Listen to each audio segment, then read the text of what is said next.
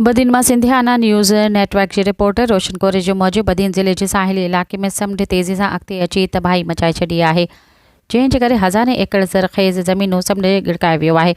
इन सिलसिले में बदीन जे सियासी समाजी अॻवाननि चयो आहे त LBODC मनाली जी तामीर खां पोइ साहिली पट्टीअ जूं 13 ढंढूं जिन में वानर पीर ढंढ, लखी ढंढ, जहाज़ वारी ढंढ, मांछी लाड़ा ढंढ, हज़ारें ढंढ, गिरन वारी ढंढ, बसर वारी ढंढ, डेवरी ढंढ, गेप वारी ढंढ, शेरखान ढंढ, उमीदन वारी ढंढ, घोंगरो ढंढ समेत 13 ढंढूं शामिल आहिनि। सभु ढंढूं ख़तम थी वियूं आहिनि।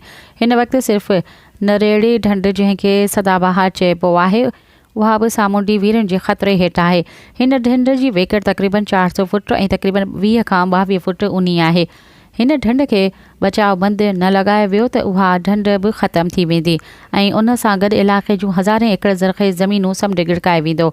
बदीन शहर लाइ बि ख़तरा वधी वेंदा, छो जो इन जो रुख़ सदाबहार नरेड़ी खां पोइ अॻियां ई समूह आहिनि, जंहिंजो पाणी सिधो सदाबहार में किरे थो ऐं उहे सीमूं वेझियूं आहिनि।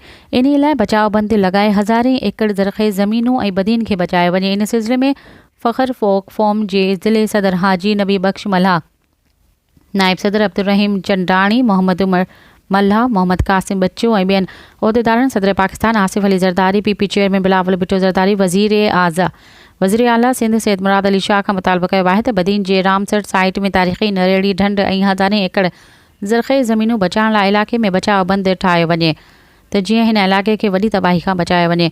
हुन चयो त बदीन जे साहिली इलाइक़े जे बचाइण लाइ फ़ौरी क़दम न खणण जी सूरत में फ़िशर फ़ोक फ़ोम मक़ामी माण्हुनि सां गॾिजी भरपूर जिदोजहद शुरू कंदो।